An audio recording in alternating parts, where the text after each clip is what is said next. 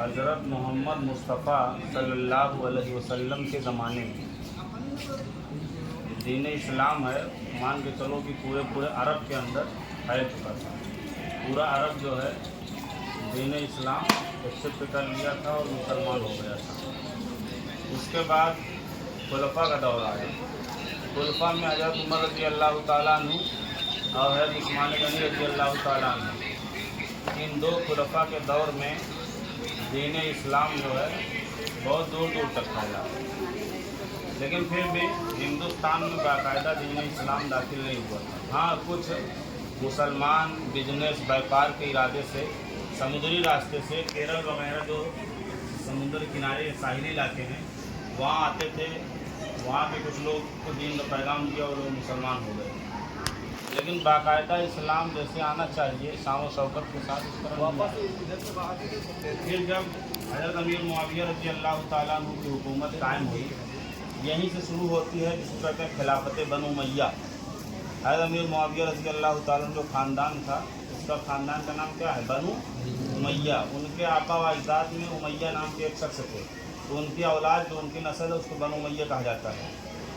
तो बनु उमय्या का जो दौर है वो तकरीबन 95 या 100 साल का दौर है। हज़रत अमीर मुआविया शुरू हुआ है और आखिरी बादशाह का भी नहीं याद नाम है। तो उसी बनु उमय्या के दौर में जिस वक्त इराक़ पर हज्जाज बिन यूसुफ की गवर्नर था। हज्जाज बिन यूसुफ खलीफा नहीं है, खलीफा तो बनु उमय्या ख़ानदान के लोग होते थे। हज्जाज बिन यूसुफ जो है वो इराक़ एक ख़ास इलाके का गवर्नर था। उसी के वक्त में एक वाक़या पेश आया था। सिंध के करीब समुंदर में एक मुसलमानों का एक जहाज़ जा रहा था। उस पर कुछ औरतें भी थीं जिनको समुद्री डाकुओं ने क्या किया था? लूट लिया था। तो उन लोगों ने ये सदा लगाई थी हज्जाज बिन यूसुफ को पुकार कर कि हमारी हिफाजत करो। तो वो खबर और वो बात हज्जाज बिन यूसुफ तक पहुंची। तो हज्जाज बिन यूसुफ ने सिंध के राजा दाहिल को खत लिखा।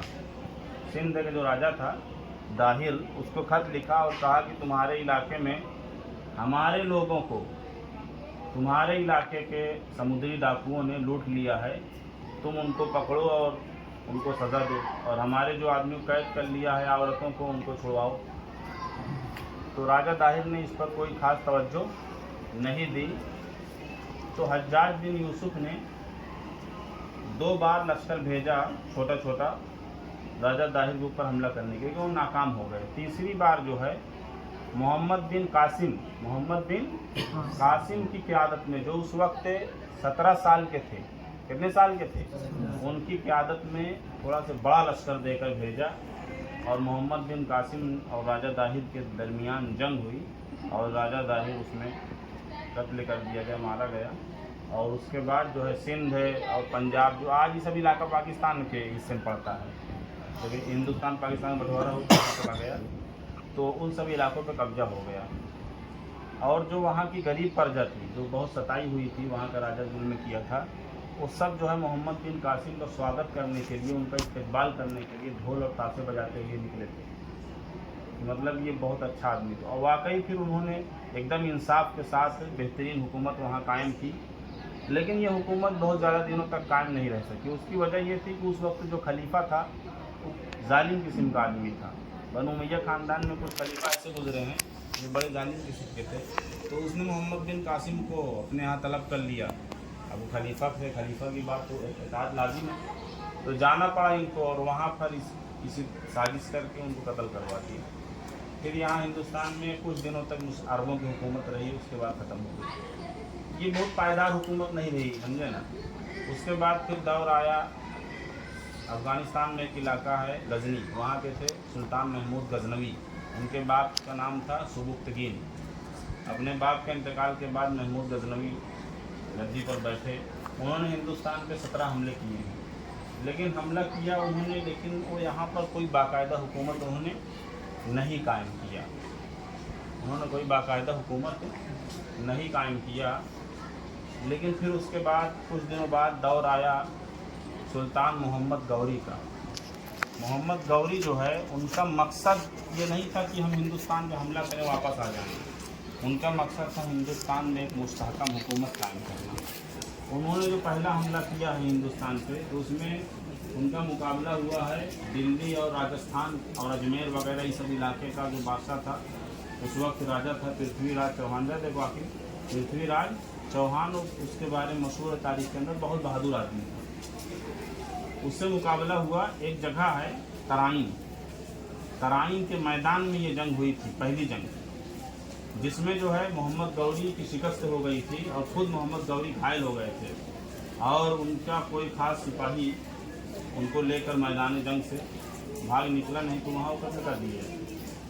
बहरहाल फिर उन्होंने इस हार का बदला लेने का प्लान बनाया और सिर्फ 1 साल के बाद दोबारा तैयारी करके फिर हमला किया और फिर उसी मैदान में पृथ्वीराज चौहान से मुकाबला हुआ जिसमें पृथ्वीराज चौहान मारा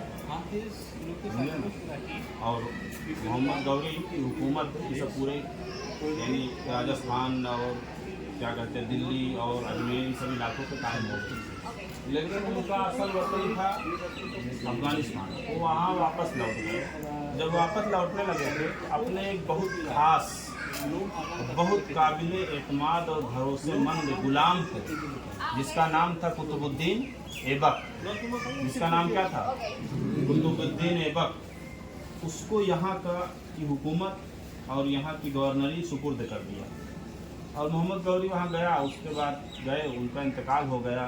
जब उनका इंतकाल हो गया तो कुतुबुद्दीन ऐबक ने अपने आप को एक आज़ाद हुक्मरान घोषित कर दिया। मतलब पहले वो अफ़गानिस्तान की हुकूमत के अंडर में थे, लेकिन मोहम्मद गौरी के इंतकाल के बाद आप खुद मुख्तार हुकूमत। ये जो कुतुब मीनार है दिल्ली के अंदर, उसकी बनाने की शुरुआत कुतुबुद्दीन ऐबक ने करवाई थी।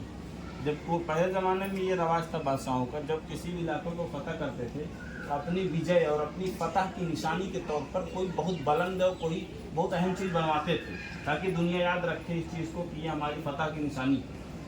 तो इसीलिए कुतुब मीनार बनवाना शुरू किया। लेकिन कुतुबुद्दीन ऐबक का इंतकाल हो गया। एक खेल होता है चौगान पोलो, घोड़े पर बैठ तो खेल खेला जाता है। उसी को खेलते हुए वो घोड़े पर से गिर गए तो उनका इंतकाल हो गया। लेकिन उनके जो बेटे थे, उनके बेटों में कोई खास काबिलियत नहीं थी हुकूमत चलाने की। तो उनका दामाद था सुल्तान अल्तमश नाम था। वो खुद भी गुलाम था अपने। ये जो पूरा एक ख़ानदान अब आ रहा है, यानी मोहम्मद गौरी के बाद जो हिंदुस्तान में जिस ख़ानदान ने हुकूमत की है उस ख़ानदान को गुलाम ख़ानदान कहा जाता है। और हिंदी में क्या कहा जाता है? गुलाम वंश। गुलाम वंश। इसको गुलाम ख़ानदान क्यों कहा जाता है? इसमें जितने बादशाह हुए हैं वो अक्सर बेशतर अपने इब्तदाई ज़िंदगी में गुलाम रह चुके थे। फिर उनके आका ने जो उनका मालिक था उनको आज़ाद कर दिया तो वो आज़ाद हो गए। लेकिन अपने इब्तदाई ज़िंदगी में गुलाम, ममलूक भी कहते हैं, ममलूक ख़ानदान या गुलाम ख़ानदान, समझे ना। तो कुतुबुद्दीन ऐबक का भी यही हाल था, वो भी गुलाम रह चुका था। सुल्तान अल्तमश जो हुए हैं वो भी गुलाम रह चुके थे अपने वक्त में। तो वो दामाद थे कुतुबुद्दीन ऐबक के। जो उनके बेटे सब नालायक थे, तो जो बड़े बड़े मुसलमान दरबार के जो मंत्री संतरी या जिम्मेदार थे उन लोगों ने किसको सुल्तान चुन लिया?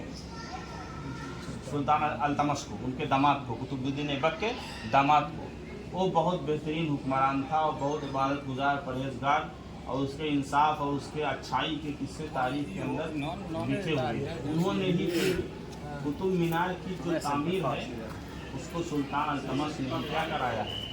मुकम्मल कराया है। किसने कराया है? सुल्तान अल्तमश ने। सुल्तान अल्तमश के इंतकाल के बाद वही हाल उनके बेटों में कोई काबिल एतमाद नहीं था। तो उनकी बेटी जो थी सुल्तान अल्तमश की, उसका नाम था सुल्ताना, उसका रज़िया नाम था। लेकिन जब वो बादशाह बनी, गद्दी पर बैठी, तो कहलाई सुल्ताना रज़िया। क्या कहलाई? सुल्ताना रज़िया। उसने 4 साल हुकूमत की। कितने साल हुकूमत की? तकरीबन 4 साल। फिर उसकी हुकूमत ख़त्म हो गई। फिर उसके बाद इस ख़ानदान में, यानी गुलाम ख़ानदान में, गुलाम वंश में कोई काबिल एतमाद नहीं से आखिर में एक बादशाह गुजरा है जिसका नाम था गयासुद्दीन बलवन। क्या नाम था? गयासुद्दीन बलवन। ज़बरदस्त बादशाह था और अपने दरबार में किसी को हंसने तक की इजाज़त नहीं देता था, क्योंकि हंसी मजाक करने से बहुत वक्त ऐसा होता है कि आदमी के अंदर से रोज़ दबदबा ख़त्म हो जाता है। तो एकदम सीरियस रहने वाला बादशाह था और किसी को हंसने की इजाज़त नहीं होती थी। इसका एक बेटा था, उसका नाम था मोहम्मद। इसी के वक्त में मंगोलों ने हमला किया था, मंगोलों का मुकाबला करते हुए इसका बेटा मोहम्मद जो था वो इंतकाल कर गया था, शहीद हो गया। उसी के अफसोस में कुछ दिनों बाद इसका भी इंतकाल हो गया। फिर उसके बाद गुलाम खानदान की हुकूमत ख़त्म हो गई, गुलाम खानदान की हुकूमत ख़त्म हो गई। उसके बाद जो है हिंदुस्तान पे यहाँ पे जो हुकूमत कायम हुई है वो खिलजी खानदान की है। गुलाम खानदान के बाद खिलजी खानदान की, उसमें जो सबसे पहला बादशाह गुजरा है उसका नाम था जलालुद्दीन खिलजी। क्या नाम था? जलालुद्दीन खिलजी। उसका एक वो भतीजा था। क्या था? जलालुद्दीन खिलजी का भतीजा था अलाउद्दीन खिलजी, और वो दामाद भी था, भतीजा भी था और दामाद भी था। वो एक इलाके का गवर्नर और हाकिम था, और असल बादशाह पूरे हुकूमत में कौन था? जलालुद्दीन खिलजी। तो उसने एक मरतबा बगैर बताए जो है एक इलाका था देवगिरी, उसको बाद में दौलताबाद कहा गया, उस पर हमला किया और हमला करके उस इलाके को फतह कर लिया और वहाँ से बहुत सा माले गनीमत लेके वापस आया। तो जब उसके चाचा जलालुद्दीन खिलजी ने ये खबर सुनी तो उनको बहुत खुशी हुई और मिलने के लिए आए। तो एक जगह कड़ा, वहाँ पर दोनों की मुलाकात हुई। अलाउद्दीन खिलजी ने, देखो बादशाह में, बादशाह लोगों की हिस्ट्री रही है, कोई बाप कोई भाई उसमें कोई कुछ नहीं देखता, समझे ना, ये बहुत अजीब चीज़ है। बहरहाल उसने जो है अपने चचा को कत्ल करवा दिया वहीं पर, अपने जो फौज थी उनसे कत्ल करवा दिया और खुद फिर हाकिम बन गया। लेकिन ये हुकूमत बहुत ज़बरदस्त किया है, कई साल तक हुकूमत किया है। इससे पहले जितने हाकिम थे ना वो आमतौर पर उत्तर भारत, जैसे दिल्ली है, राजस्थान है, अजमेर है, उत्तर भारत, उनकी हुकूमत उत्तर भारत तक सीमित थी। लेकिन अलाउद्दीन खिलजी वो उत्तर भारत और उसके साथ साथ दक्षिण भारत, समझे ना, इन सब दक्षिण भारत में जैसे महाराष्ट्र है और तमिलनाडु है और क्या कहते हैं ये, क्या कहते हैं, हैदराबाद वगैरह, ये सब दक्षिण भारत में पड़ते हैं। इन सब पर उसकी हुकूमत कायम हो गई थी और बहुत बेहतरीन हुकूमत किया। अपने वक्त में फ़ौज का बहुत अच्छा निज़ाम बनाया। बाज़ार में जैसे बहुत सारे व्यापारी थे, पब्लिक से और गरीब लोगों से अपना सामान बहुत महंगा महंगा बेचते थे, आदमी मजबूरी थी लेते थे, तो बाज़ार का भी उसने सिस्टम बनाया अलाउद्दीन खिलजी ने, और सब चीज़ का रेट तय किया, जैसे मनमानी अपने तरीके से नहीं बेच सकते। बहरहाल बहुत अच्छी हुकूमत इसने कायम किया। उसके बाद फिर इस खानदान में कोई काबिल इस तरह आदमी नहीं गुजरा जो खास हुकूमत कर सके। तो कुछ लोग होते हैं जिनकी हुकूमत 1 महीना 2 महीना 3 महीने से कायम रहती है, उनका जिक्र खास तौर से इतिहास में नहीं होता भी है तो लोगों को याद नहीं रहता। जो काबिल जिक्र लोग हैं उन्हीं का नाम याद रहता है, समझे ना। इसके बाद जो खानदान हुकूमत में आया है उसका नाम था तुगलक खानदान। तो खानदान का नाम है तुगलक। तो उसमें सबसे पहला हुक्मरान गुजरा है, सबसे पहले वाले नाम नहीं याद आ रहा है, इसमें दूसरे नंबर पे एक था मोहम्मद बिन तुगलक, तीसरे नंबर पर था फिरोज शाह तुगलक।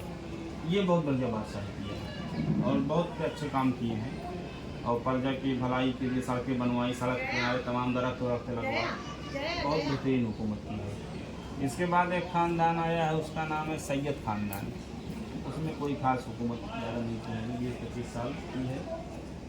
उसके बाद एक ख़ानदान लोदी ख़ानदान, उसमें सबसे पहला हुक्मरान था सिकंदर लोदी। कौन था? सिकंदर लोदी। उसके बाद फिर आया है उसका भतीजा या भाई था इब्राहिम लोदी।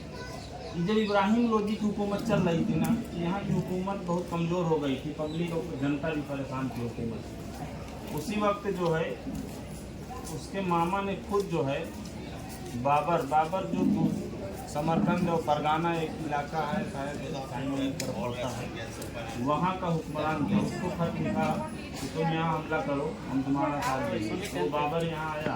फिर उसकी जो है एक मैदान है पानीपत के मैदान में बाबर और जो लोदी खानदान का हुक्मरान था उस वक्त गालिबन इब्राहिम लोदी था, उससे मुकाबला हुआ, लेकिन उसमें बाबर की जीत हुई। अब यहाँ समझो एक चीज़, ये जो कुतुबुद्दीन ऐबक से जो हुकूमत कायम हुई, मोहम्मद गौरी तो चले गए थे, कुतुबुद्दीन ऐबक से स्टार्टिंग हुई है, वहाँ से लेकर जो लोदी खानदान तक जो हुकूमत चली है, इसको सल्तनत काल कहा जाता है। क्या कहा जाता है?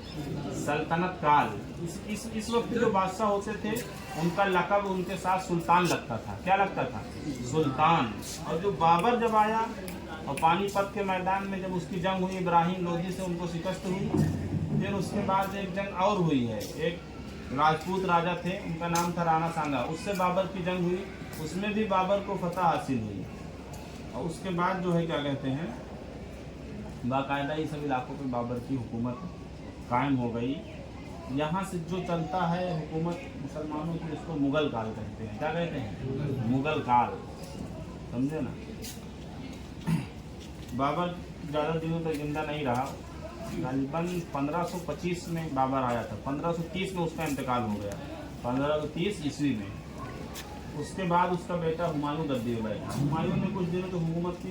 हुमायूं बहुत नरम दिल आदमी था, और उसके और भाई थे, उन लोगों ने भी हुकूमत का कुछ हिस्सा बांट लिया था। हुमायूं की हुकूमत कमज़ोर हो गई। उसी वक्त जो है एक अफगान सरदार थे, उनका नाम शेर अफगन था। क्या नाम था? शेर अफगन। शेर अफगन मतलब जो शेर को चित कर दे, शेर को हरा दे। तो उनकी जो है हुकूमत, उन्होंने हुमायूं से हुकूमत छीन ली। वही वो हुक्मरान है जो आगे चल के शेर शाह सूरी के नाम से मशहूर हुआ। जो शेर अफगन था वही है शेर शाह सूरी, समझे ना। उन्होंने बहुत अच्छी हुकूमत की, लेकिन उनको जो है क्या कहते हैं, एक किले पर कब्जा करने के लिए चढ़ाई किए थे, मुहासरा किए थे। वहीं एक तोप फट गई थी, कालिंजर एक जगह है, वहाँ का किला था, कालिंजर का किला, तोप फट गई तो उसी में इंतकाल कर गए। उसके बाद उनके आने वाली नस्लों में कोई खास आदमी नहीं था जो सही हुकूमत कायम करता। तो उसके बाद हुमायूं जो है ईरान के बादशाह की मदद लेकर अपनी हुकूमत दोबारा हासिल करने में कामयाब हो गया। जिस वक्त हुमायूं शेर शाह सूरी से हार कर दर दर भटक रहा था, उसी वक्त उसकी बीवी हमीदा बानो से एक बच्चा पैदा हुआ। उन्हीं आगे चल के अकबर कहलाया, समझे ना। तो अकबर ने 50 साल करीब, 49 से 50 साल के करीब हुकूमत की, समझे ना। और बहुत बेहतरीन हुकूमत की है। हिंदू मुसलमान तमाम लोगों को एकदम अच्छे तरीके से सबको साथ लेकर हुकूमत की है। और सबका बेइंतहा के ख्याल पहले वाले भी करते थे, लेकिन अकबर के अंदर कुछ और ही ज़्यादा मतलब क्वालिटी ऐसी थी कि वो सबको बिल्कुल साथ लेकर चलने वाले आदमी थे। तकरीबन 50 साल हुकूमत की है। उसके बाद उसका बेटा जो है, उसको कोई औलाद नहीं पैदा हो रही थी, तो वो जो है पैदल चल के आया है। कहाँ? शेख सलीम चिश्ती, जहाँ भी जाओगे इंशाल्लाह जाएंगे, सीकरी फतेहपुर सीकरी, वहाँ रहते थे शेख सलीम चिश्ती। बहुत बड़े बुजुर्ग थे, उनसे दुआ करवाया तो उसका एक बच्चा पैदा हुआ। उसका नाम, बुजुर्ग के नाम को सलीम रखा। यही वो सलीम है जो आगे चल कर जब बादशाह बना है तो इसने अपना जो लक़ब अख्तियार किया, जहांगीर। क्या लक़ब अख्तियार किया? जहांगीर मतलब दुनिया को पकड़ने वाला, दुनिया पे हुकूमत करने वाला। जहांगीर ने भी बड़ी अच्छी हुकूमत की है। उसकी बीवी थी बहुत होशियार, और हुकूमत में उसका भी बहुत दखल होता था। उसकी बीवी का नाम था नूरजहां, और बहुत ही काबिल और बहुत ही होशियार और बहुत ही अक्लमंद औरत तारीख के और हिस्ट्री के अंदर गुजरी है, समझे ना। जहांगीर के बाद उनका बेटा शाहजहां हुकूमत काबिज हुआ। शाहजहां का शुरुआत का नाम खुर्रम था। इन्होंने एक बार अपने बाप की ज़िंदगी में ही बगावत कर दिया था और हुकूमत हासिल करने की कोशिश की थी। बहरहाल इनकी बगावत को दबा दिया जहांगीर ने अपनी ताकत के ज़रिए से। और फिर जो है, लेकिन बाद में जो है उनको, जब उनके इंतकाल के बाद खुर्रम ही को हुकूमत मिली, और यही आगे चल के क्या कहलाया? शाहजहां कहलाया। जब शाहजहां मतलब ये फ़ारसी लफ्ज़ है, क्या है? शाह जहां यानी दुनिया का बादशाह। ये उसका लक़ब और उस अपनी उपाधि और पदवी धारण की। ये शाहजहां ही था जिसने बहुत, शाहजहां के बारे में मतलब तमाम मुग़ल जो बादशाह थे उसमें सबसे ज़्यादा मतलब जो इमारतें और बेहतरीन सब चीज़ों को बनवाने का शौकीन था, वो सबसे ज़्यादा शाहजहां के अंदर ये शौक़ था। यही वजह है कि उसने बहुत सी चीज़ें बनवाई हैं। दिल्ली की जामा मस्जिद बनवाया, दिल्ली में लाल किला बनवाया, ये ताजमहल बनवाया, सारी चीज़ें। और ये जो किला में तुम बैठे हो ना, ये किला जो है बहुत पहले से मौजूद है, ये पुराना किला है। और हाँ, इसका जो निर्माण और बेहतरीन तरीके से इसको जो बनवाया है अकबर ने बनवाया है। बकिया ये किला बहुत पहले से था। ये हिंदू राजाओं का और राजपूत राजाओं का ये किला था, तो अकबर ने बाकायदा इसको अच्छी तरीके से बनवाया। फिर उसके बाद अकबर के बाद जहांगीर, शाहजहां, इन लोगों ने भी इसके अंदर कुछ चीज़ें बनवाई। जैसे वहाँ दीवान खास के पास लिखा था कि उसको शाहजहां ने उसके अंदर तामीर करवाया था, समझे ना। दिल्ली जामा मस्जिद है उसको भी शाहजहाँ ने बनवाया, लाल किला शाहजहाँ ने बनवाया, ताजमहल शाहजहाँ ने बनवाया।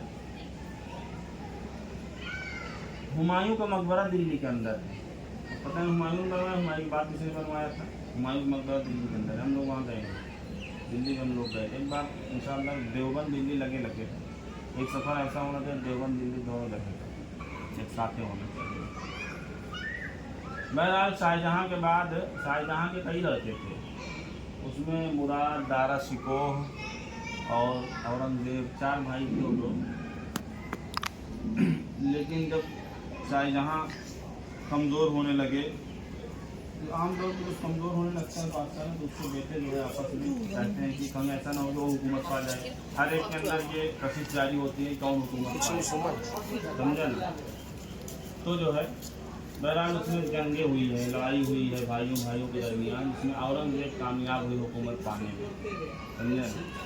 और औरंगजेब ने तकरीबन 49 से 50 साल हिंदुस्तान की हुकूमत की है। बहुत बेहतरीन हुकूमत की, अच्छी हुकूमत की है। बहुत से लोग उनको बहुत तरीके से बदनाम करते हैं, लेकिन सब पूरा फालतू की बात है, समझे ना। उनके बाद इस खानदान में, मुग़ल खानदान में कोई खास आदमी ऐसा नहीं हुआ जो ढंग की हुकूमत कराएगा। कोई 4 महीने, कोई 5 महीने, कोई 6 महीने, कोई 10 महीने, इस तरह हुकूमत रहती थी। जो दरबार में दरबारी लोग होते थे ना, साजिश करके हटा देते, दूसरे पर बैठा देते, समझे। कोई मजबूत आदमी नहीं रहता था तो हटा देते। फिर उसके बाद ऐसे चलता रहा। फिर मुग़ल हुकूमत कमज़ोर होती चली गई। हुकूमत कमज़ोर होती है तो मरकज़ी हुकूमत, तो हर इलाके के जो गवर्नर होते हैं वो लोग अपने आप को क्या कर देते हैं, आज़ाद और खुद मुख्तार हाकिम घोषित कर देते हैं कि हम कोई मतलब जो असल बादशाह उसके अधीन और अंडर में नहीं, हम अपना खुद मुख्तार बादशाह हैं। इसी तरह जब मुग़ल हुकूमत टूटी तो बहुत सारे इलाकों में अवध के नवाब और बंगाल के नवाब, पुराने नवाब, भिकाने नवाब, सबकी अलग अलग नवाबी छोटी छोटी हुकूमत कायम हो गई। बाद में जब अंग्रेज लोग आए ना, तो उन लोगों को इसको पता करने में बड़ी आसानी हुई। कोई एक मरकज़ी और मजबूत हुकूमत होती तो इतनी आसानी से पता नहीं कर सकते, समझे ना। बहरहाल फिर मुग़ल हुकूमत कमज़ोर हो गई थी। अंग्रेज़ों के टाइम में ही आखिरी मुग़ल बादशाह जो नाम के बादशाह थे, बहादुर शाह जफ़र, उनकी कोई हुक्म थोड़ी चलता था। वो जिसे एक लक़ब था कि हाँ भाई इज़्ज़त एहतराम के तौर पर तुम बादशाह हो, लेकिन हुकूमत तो हम लोग को चलाएँगे। अंग्रेज़ों को ये कहना था ना कि हुक्म तो हमारा चलेगा, बादशाह सलामत की, मुल्क बादशाह सलामत का और प्रजा खुदा की। हुक्म किसका होगा? हुक्म अंग्रेज़ बहादुर का, समझे ना। बहादुर शाह जफ़र पहला 1857 की जंग हुई है अंग्रेज़ों के खिलाफ आज़ादी के लिए, उसमें किरदार अदा किए हैं। लोगों को अपना कायद और रहबर बनाया उन्होंने, उनकी क़यादत की मुजाहिदीन की। और बहरहाल उसमें उनके 2 बेटों को दीवार में चुनवा दिया गया था, उनके सर काट के बहादुर शाह जफ़र के सामने पेश किया गया था और उनको अंग्रेज़ों ने पकड़ कर गिरफ्तार करके भेज दिया था वहाँ, क्या कहते हैं, रंगून, बर्मा। वहाँ पर एक अंग्रेज़ होते थे, शायर पढ़ता है ना अंग्रेज़, एक अंग्रेज़ आदमी वहाँ आया, दो मिसरा पढ़ा था, एक शेर पढ़ा था जिसमें 2 मिसरे थे। इसका मफ़हूम ये था कि दम दमे में दम नहीं है, भीख मांगो जान की, इस तरह का शेर है।